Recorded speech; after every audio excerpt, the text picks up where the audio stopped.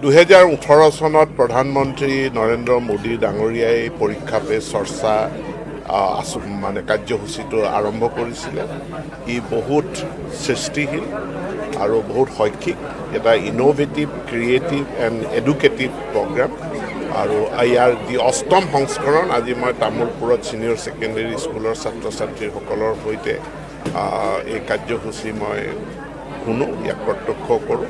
প্ৰধানমন্ত্ৰীগৰাকীয়ে ছাত্ৰ ছাত্ৰীসকলৰ লগত খুব সুন্দৰভাৱে তেওঁ মত বিনিময় কৰি পৰীক্ষা বা ছাত্ৰ জীৱনৰ বাবে প্ৰয়োজন হোৱা বহুখিনি মূল্যৱান পৰামৰ্শ উপদেশ আগবঢ়াইছে।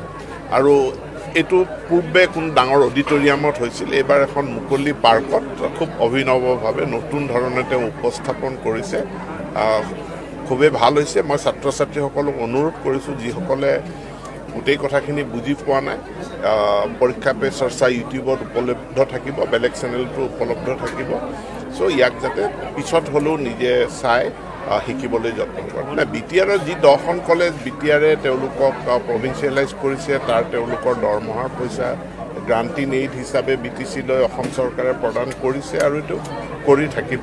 বাকী এখন কেবিনেট ছাব কমিটি গঠন কৰি দিছে প্ৰভিন্সিয়েলাইজেশ্যন সম্পৰ্কীয় বিষয়সমূহ পৰীক্ষা কৰি চাবৰ কাৰণে। কমিটিয়ে যি ৰিপৰ্ট দিব তাৰ ওপৰত বিধানসভাত আইন নহয়, নিশ্চিতভাৱে যেতিয়া কলেজখন আৰম্ভ কৰিবলৈ দিয়ক। ইয়াত যদি ছায়েন্স নাই, এই মডেল ডিগ্ৰী কলেজখন যেতিয়া আৰম্ভ কৰিম, ইয়াতে আমি ছায়েন্স দিয়ে আৰম্ভ কৰিম। চব অসমত আছে আৰু অসমত এনেকুৱা এটা পৰিস্থিতি আছে, আমাৰ ছায়েন্সত যিমান আসন আছে গোটেইখিনি ফিলাপেই নহয়, সম্পূৰ্ণ ছেচুৰেট নহয়।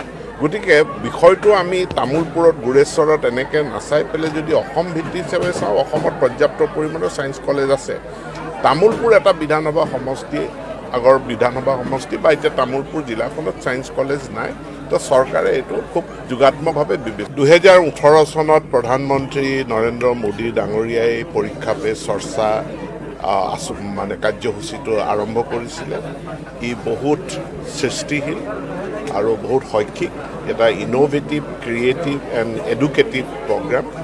আৰু ইয়াৰ যি অষ্টম সংস্কৰণ আজি মই তামোলপুৰত ছিনিয়ৰ ছেকেণ্ডেৰী স্কুলৰ ছাত্ৰ ছাত্ৰীসকলৰ সৈতে এই কাৰ্যসূচী মই শুনো, ইয়াক প্ৰত্যক্ষ কৰোঁ।